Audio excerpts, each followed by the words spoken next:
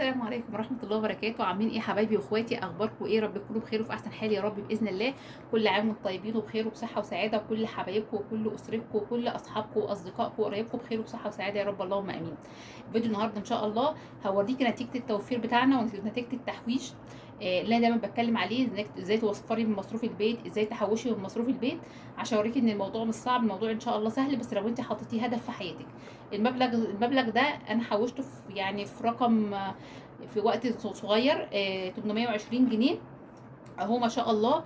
هينفعونا دلوقتي بقى دخلة العيد، لو انت عايزه تجيبي لحمه، عايزه تجيبي لبس للولاد، عايزه تجيبي حاجه، هينفعوكي في اي حاجه، عايزه تجيبي خزين للبيت. بصي مش هيقولك لا، الفلوس في البيت ما بتقولش لا، عايزه تشيلهم للطوارئ، عايزه تجيبي اي حاجه، عايزه تحوشيهم وتجيبي ذهب، اللي انت عايزاه. بس عايزه اوريكم وقلت احمسكم واوريكم ان الموضوع مش صعب ان شاء الله. بس يبقى عندك الاستعانه بالله، وان يبقى عندك هدف، وان انت حابه فعلا تحوشي.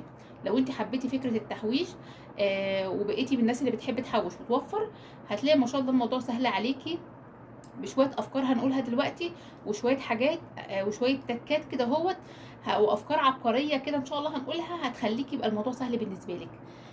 شويه افكار كده هو للستات اللي لسه بتبدا التحويش ولسه عايزه تتعلم التحويش، افكار عبقريه مش هتتخيليها ان شاء الله انها ممكن تحوشي منها فلوس. فيلا بينا بقى نشوف حوشنا ايه وعملنا ازاي وجبنا وحوشناهم ازاي دول وفي وقت قد ايه. بصوا يعني الحصاله بتاعتي اهي، انا كنت عاملاها معاكم، بداتها معاكم وقلت لكم ابداوها معايا، وده الكشكول اهو اللي انا معلمه فيه لما قلت لكم نبداها مع بعض، اللي هي حصاله ال 40 يوم اللي عملناها مع بعض، وقلنا هنحوش فيها 820 جنيه، وعملتها معاكم بالورقه والقلم. فيلا بينا بقى هنشوف هنحوشناهم ازاي، عشان الناس اللي ما شافتش الفيديو ده قبل كده وما عرفتش خطه التحويش بتاعتنا احنا عاملينها ازاي. بصوا ما شاء الله حوشنا 840 جنيه في 40 يوم، يعني ما شاء الله.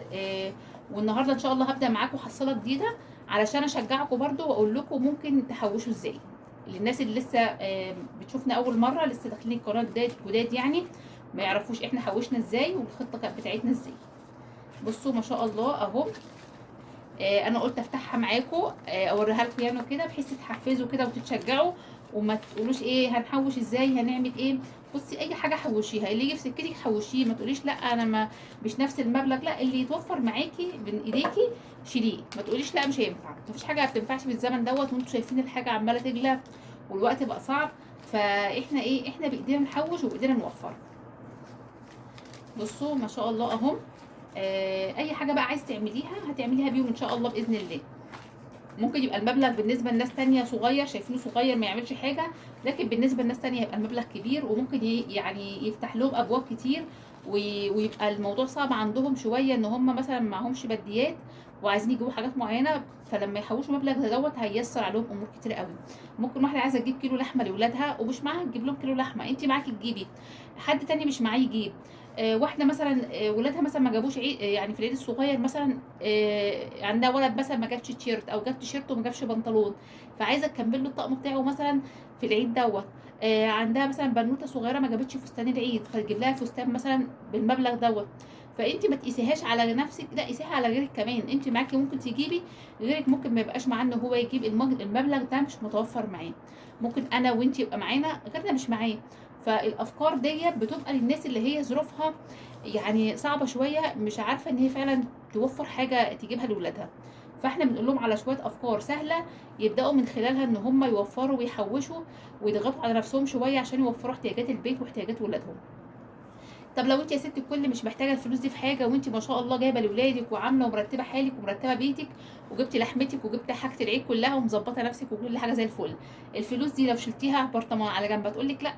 لا طبعا مش تقول لك لا، سيبيها لاي طوارئ، اي حاجه اتزنقتي في اي حاجه هتلاقيها تطلعي من البرطمان وتاخدي، او من الحصاله بتاعتك وتاخدي. فهي الفلوس في البيت تعتبر ايه، حاجه انت ركناها على جنب لاي طوارئ. اي حاجه مناسبه جات لك وعايزه تنزلي تشتري مثلا اعزكم الله جزمه، تشتري شنطه، يبقى معاكي المبلغ في البيت تنزلي تجيبي اللي انت عايزاه منه. عايزه تشتري محفظه حلوه كده عجبتك على على مثلا على الصفحات وانت بتتصفحي كده اهوت، او شفتيها في محل، تجيبي اللي نفسك فيه. عايزه تعملي شعرك مثلا تلونيه لون مثلا او اي حاجه على العيد، بصوا اللي انت نفسك فيه، عايزه تجيبي بيجامه حلوه كده على العيد وتلبسيها وتمتعي نفسك، فالفلوس مش هتقول لك لا، الفلوس بيجي لها كذا باب وكذا مخرج تصرفيها فيه. فلو ما صرفتهاش في الاكل تصرفيها في حاجات تانية، ولو ما صرفتهاش خالص يبقى انت ست ناصحه ووفرتيها، وتبداي تشيليها على جنب وتعملي معانا الحصاله الجديده. يعني لو انتوا بداتوا معايا الحصاله دي وعملتوها بتاعت ال 40 يوم، هنبدا حصاله جديده بتاعت ال 50 يوم.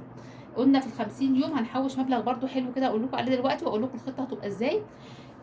فتحطي دي على دي، الحصاله دي على الحصاله دي، هيبقى مبلغ كويس معاكي، تقدري تجيبي بيه اللي نفسك فيه. تقدري تجيبي لك حته دهب صغنونه كده قد كده، تجيبي لك مثلا حرف، مثلا لو انت عندك سلسله حلوه كده وفاضيه مثلا تحطي الحرف فيها، حرف مثلا باسمك.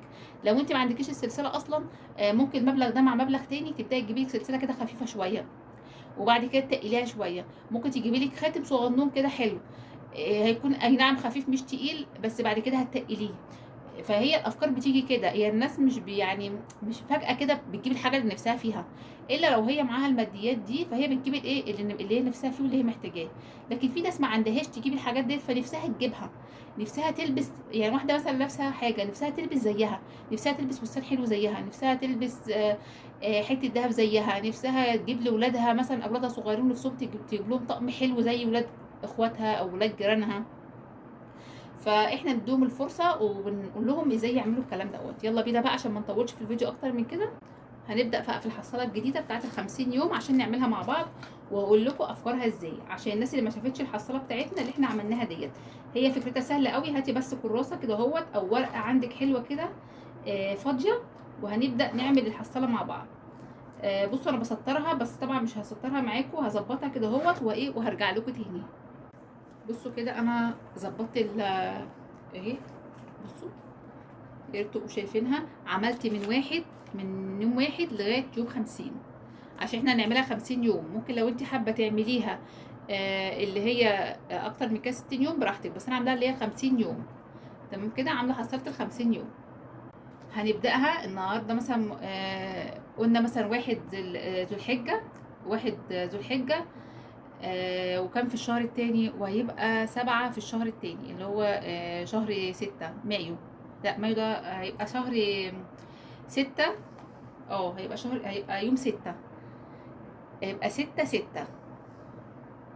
احنا في شهر 6 صح، احنا في شهر 6 صح كده. واليوم اليوم 6، يبقى 6/6 بادئينها من 6/6. وفي الشهر العربي، يعني ده في الشهر الافرنجي، في الشهر العربي هتبقى 1 ذو الحجة، بادئه يوم 6/6 1 ذو الحجه، انت احسبيها كده. تمام كده. هنشوف بقى، هبقى احسبها اشوف هتنتهي امتى. بس هي 50 يوم، احسبي بقى ايه 50 يوم من يوم 6/6.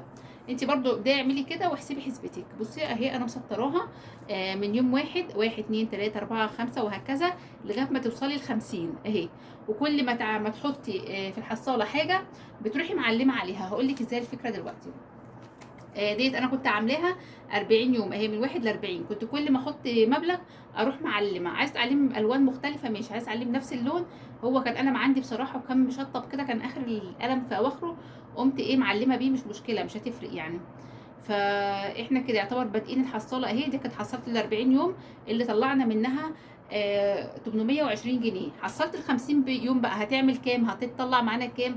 هتطلع معانا 1275 جنيه اهي، 1275 جنيه. لما تعملي الحصالة على 50 يوم هتطلع معاكي 1275 جنيه. تمام كده، يا مبلغ حلو قوي. على المبلغ دوت لو شلتيه هيبقى معاكي 2000 جنيه حلوين جدا، ده 2000 كمان ايه 2100 ولا حاجه. فهيبقى معاكي مبلغ حلو قوي تقدري تجيبي بيه اللي نفسك فيه. تجيبي لك اي حاجه انت عايزاها، اي حاجه ناقصاكي في البيت. عايزه تجيبي مثلا جهاز لبنتك، عايزه تجهزي بنتك مثلا وتجيبي لها حته اي حاجه في الجهاز بتاعها، تجيبي لها طقم حلل، تجيبي لها بطانيه، تجيبي لها مفرشين. بصي اللي انت عايزه تجيبيه لبنتك، تجيبي لها كام كوفرته، تجيبي لها طقمين 3 كده حلوين للسرير لو انت بتجهزي بنتك. كام طقم فوط كده حلو غالي حلو كده وراكي. فهتبص تلاقي ما شاء الله الحصاله هيطلع لها مليون مخرج، وهتلاقيكي بتصرفيها في حاجات كتير قوي، فرحانه قوي. خلي بالكم احساسكم حلو قوي لما تبقوا عاملين الحصاله وتيجوا تفتحوها زي الاطفال كده بالظبط. لما انتوا يعني افتكروا كده لما كنتوا اطفال وكنتوا بتحوشوا، كنتوا بتبقوا عاملين ازاي، كان حالكم بيبقى ازاي لما تيجوا تفتحوا الحصاله؟ بتبقوا مبسوطين جدا وفي منتهى السعاده بتاعتكم، يعني بتبقوا بصوا فرحانين قوي. فانتوا نفس الاحساس اللي كنا بنحسه زمان واحنا صغيرين لما كنا بنحوش، هو نفس الاحساس برضه دلوقتي واحنا كبار. فهبدا اهو معاكم، اول التحويش اهو جنيه، اول يعني يوم واحد عندنا يعني جنيه اهو، معنى كلمه واحد دي يعني جنيه اهو. حطي الجنيه. بصي بقى اي حصاله عندك بقى اعملي فيها برطمان زي دوت، حصاله عاديه بتاعت الولاد، اي حاجه. ازازه كنز مثلا زي اللي انا كنت عاملاها معاكم من كام فيديو كده وفتحتها معاكم، اللي كنت محوشه فيها الفضه بتاعت اللي بتتبقى من السوق. بصوا هو ده القلم اللي بعلم بيه اهو. هبدا بقى ان انا اعلم على يوم واحد، او بقلم جاف عادي يعني اهو. يوم واحد مثلا بصوا القلم فاضي بس انا بتعامل معاه يعني.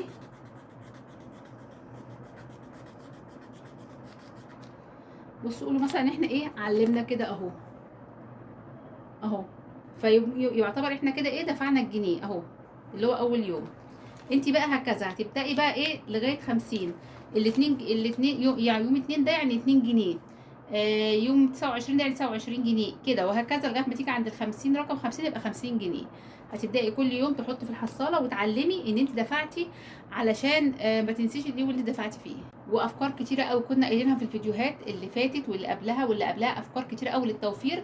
لو انت عايزه ترجعي لها وتشوفي الافكار اللي تناسبك وتمشي عليها، انا قايله افكار كتيره جدا للتوفير. شوفي بصي كل واحده بتشوف الفكره اللي تناسبها وتناسب ظروفها وتناسب مادياتها، وتبدا ان هي تحوش منها وتاخد الافكار دي وتطبقها على نفسها. فارجعي للفيديوهات بتاعه التوفير كلها، هتلاقي افكار حلوه قوي للتوفير هتعجبك جدا. بس ده كان الفيديو بتاعي، قلت احمسكم واشجعكم على التحويش والتوفير والتوفير من الميزانيه بتاعتنا بافكار سهله وافكار عبقريه هتلاقوها في كل الفيديوهات بتاعتي ان شاء الله باذن الله. ده كان الفيديو بتاعي، اشوفكم على خير في فيديو جديد وافكار جديده، ونفتح حصاله تانية جديده مع بعض ان شاء الله، ونبدا الحصاله دي مع بعض ان شاء الله باذن الله، ونفتحها مع بعض، وانتوا كمان تشجعوا وابداوا اعملوها. اشوفكم على خير في افكار جديده وفيديو جديد، وما تنسوش باللايك بقى وسبسكرايب للقناه ودعوه حلوه منكم كده، ولكم بالمثل. واشوفكم على خير في فيديو جديد، ومع الف سلامه حبايب قلبي.